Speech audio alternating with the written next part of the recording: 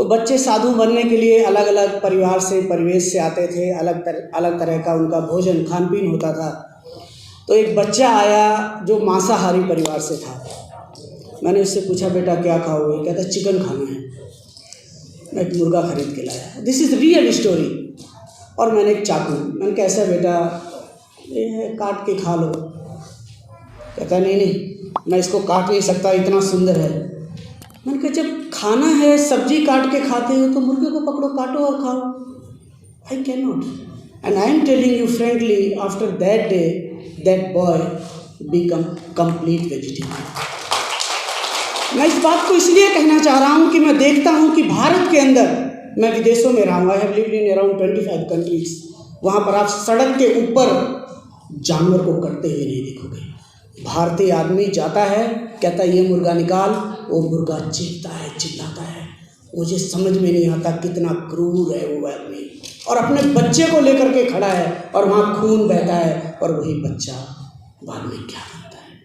तो ये करुणा है, दया है। जीवों से जिस दिन प्रेम करना अपने बच्चों को सिखा दोगे ना, उस दिन आपके बच्चे अहिंसक बन जाएंगे। और जिसका बच्चा अहिंसक है, जिसका बच्चा आज किसी जीव की सेवा कर रहा है, उसका बच्चा बड़ा होकर के अपने माँ बाप की भी सेवा करेगा। ये भारत की संस्कृति में अहिंसा का एक अद्वितीय स्थान है।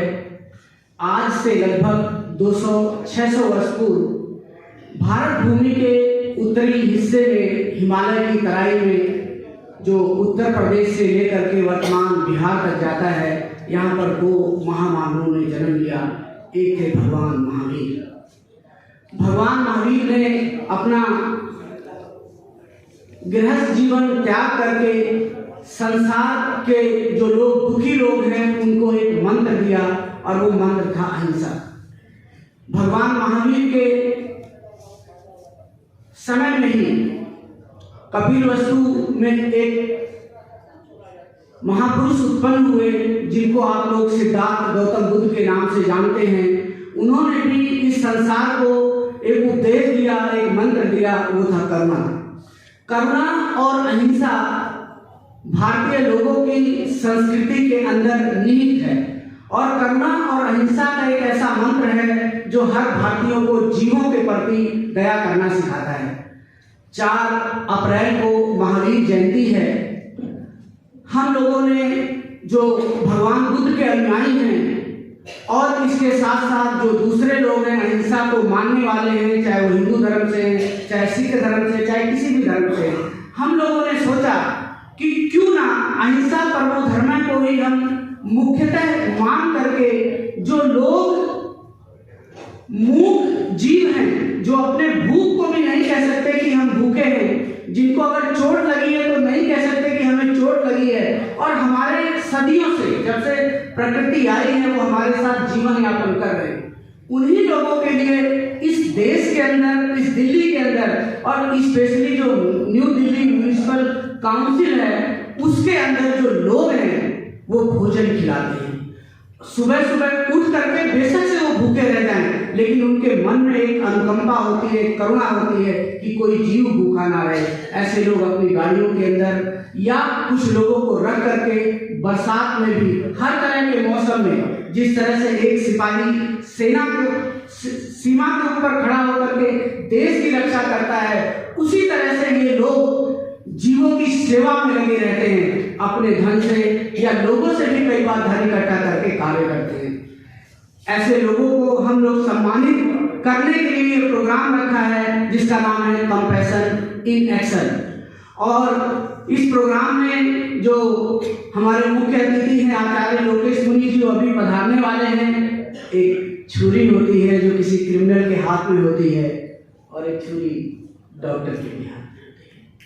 लेकिन क्रिमिनल के हृदय के अंदर ना दया होती है, ना करुणा होती है, लेकिन एक डॉक्टर के हाथ में वही छुरी चलती है दया और करुणा से, और यही दया और करुणा उसको हील करता है, सुखी करता है। इवन दैट पेड़ पौधों के लिए, यदि प्रकृति संरक्षित है, प्रकृति सुरक्षित है, तो हम संरक्षित हैं, हम सुरक्षित हैं। अगर प्रकृति संरक्षित नहीं है, प्रकृति सुरक्षित नहीं है, तो हम संरक्षित नहीं और हम सुरक्षित नहीं। दूसरी बात, मैं मानता हूं कि कोई ऐसा हृदय नहीं है कि जिसमें करुणा पैदा नहीं की जा सकती। करुणा पैदा करने की ताकत होनी चाहिए, और उसका सबसे बड़ा उदाहरण जो है वो भगवान बुद्ध और महावीर ने दिया।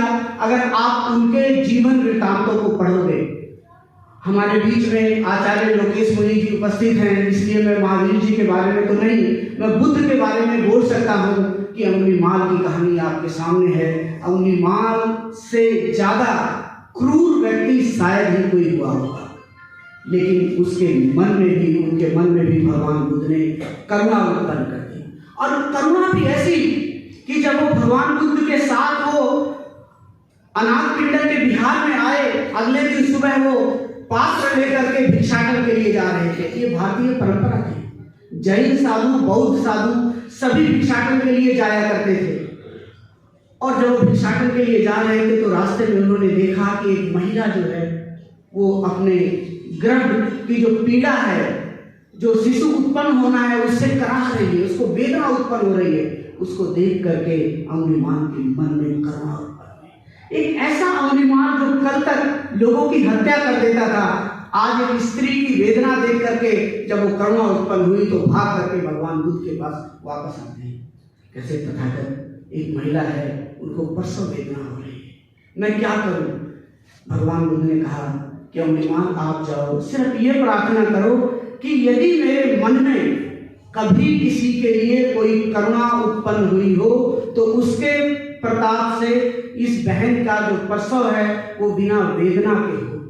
और कहते हैं आज भी जो बौद्ध देश है, जो पारंपरिक बौद्ध लोग हैं, जब महिलाएं गर्भवती होती हैं तो बुद्ध विहारों में जा करके एक अंगुलीमाल सूत्र है, जिसे आप लोग मंत्र कहते हो, बहुत सारे मंत्र हैं, जैसे हनुमान चालीसा है या कोई और मंत्र हैं, उसी तरह से बुद्ध धर्म के अंदर भी एक अंगुलीमाल सूत्र है, एक मंत्र है, कहते हैं उसका पाठ किया जाता है, कैसा विश्वास है।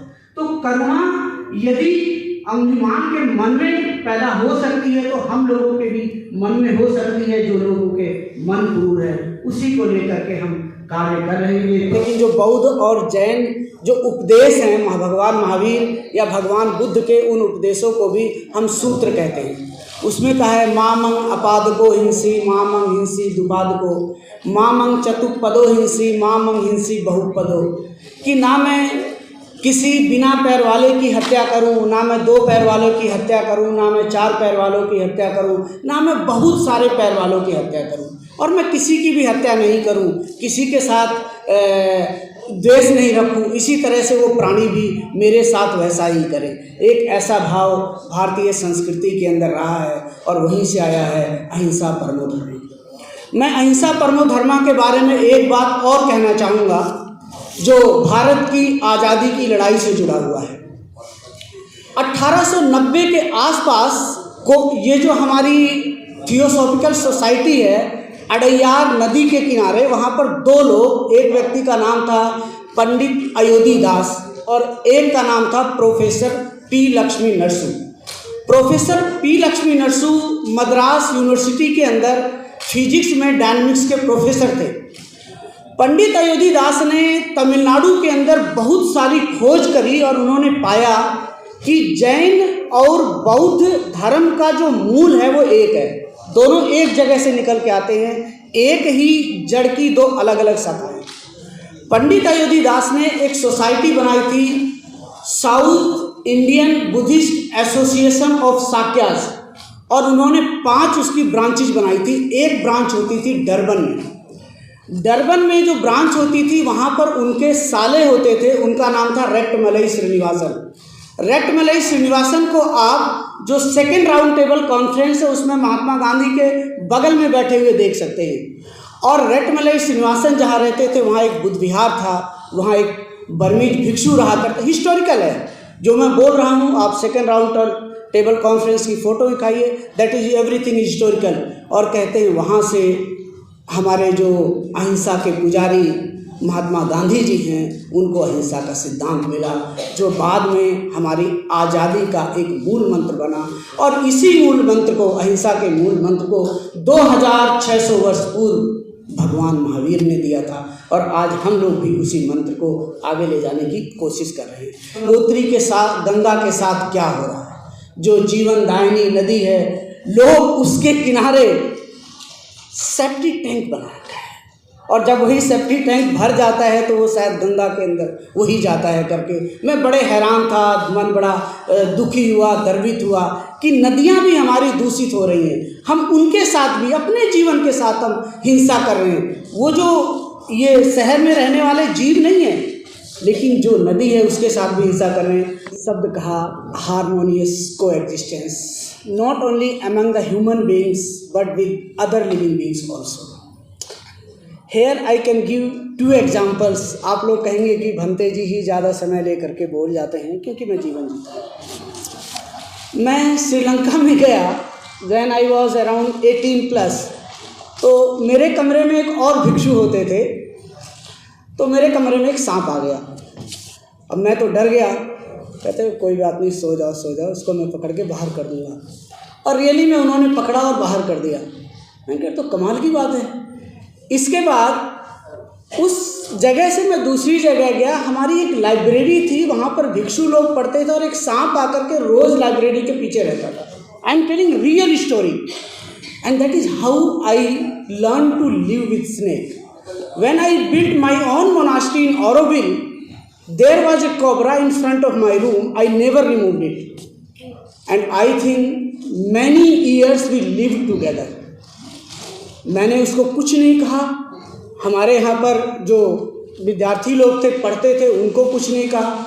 और कभी कभी हम लोग बैठे हैं, वो सांप कोबरा था, वो आकर के चला जाता था। लेकिन फिर वही अहिंसा की बात आती है।